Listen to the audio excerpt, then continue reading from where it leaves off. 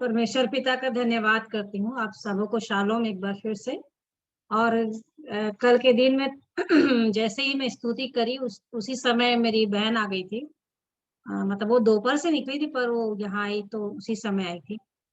तो भले मैं जुड़ी तो हुई थी पर सुन नहीं पाई थी पूरा अच्छी रीति से।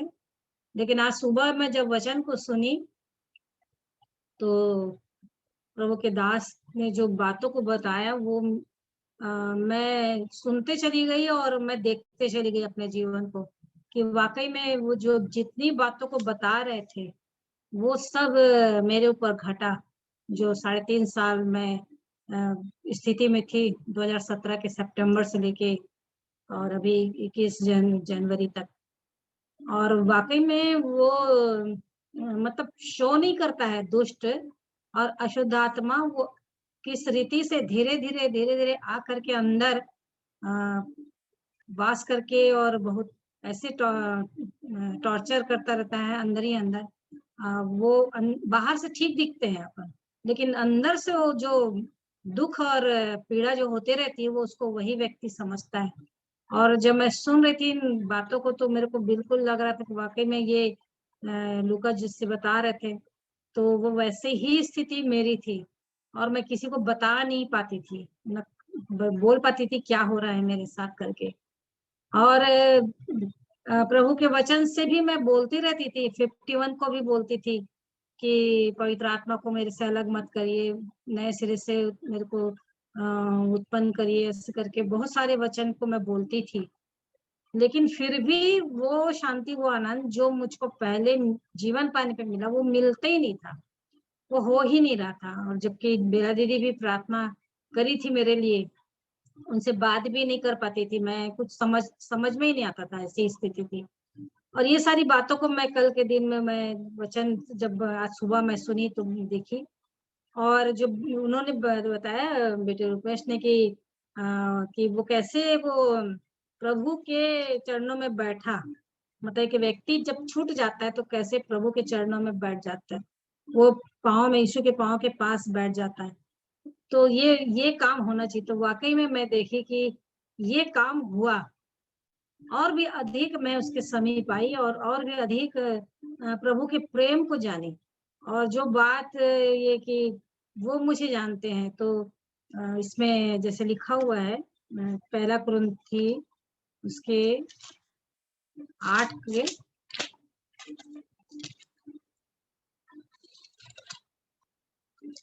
के 3 में, परंतु यदि कोई परमेश्वर से प्रेम रखता है तो उसे परमेश्वर पहचानता है। तो ये बात मुझको याद आ रही थी।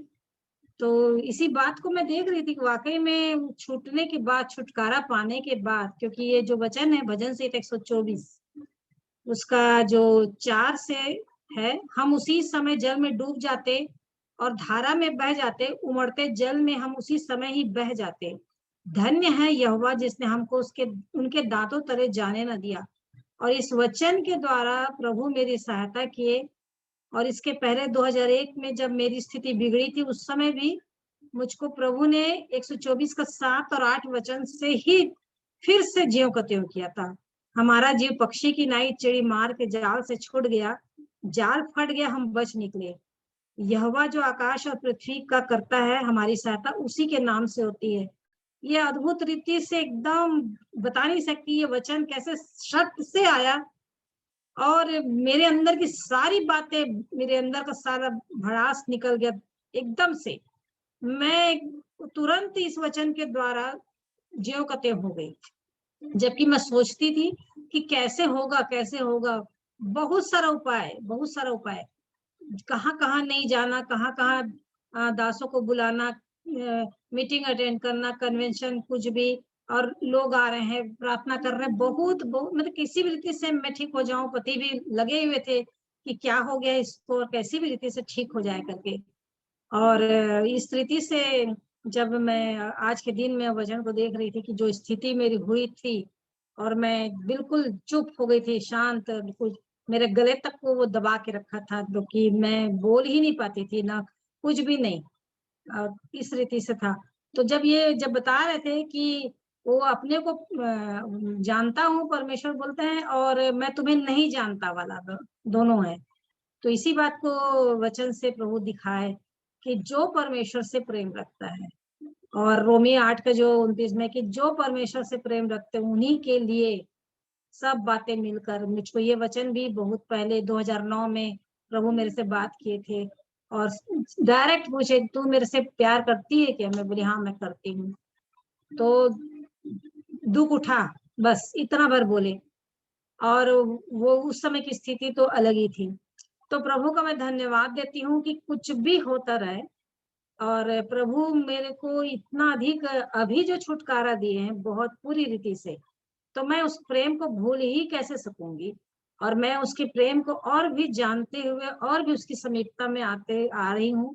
मैं प्रभु का धन्यवाद करती हूँ, और वाकई में छुटकारा पाने के बाद उसके पैर में रहना, उसके चरणों में रहना, उसके समीप रहना, वचन में बने रहना ही बहुत ही जरूरी है। नहीं तो अलग हो करके कुछ भी नहीं हो सकता। और वो दुष्ट इतना चालाक है कि कुछ ना कुछ बातों को डाल के हमारे मेरे जीवन में और भी फिर गड़बड़ी करेगा।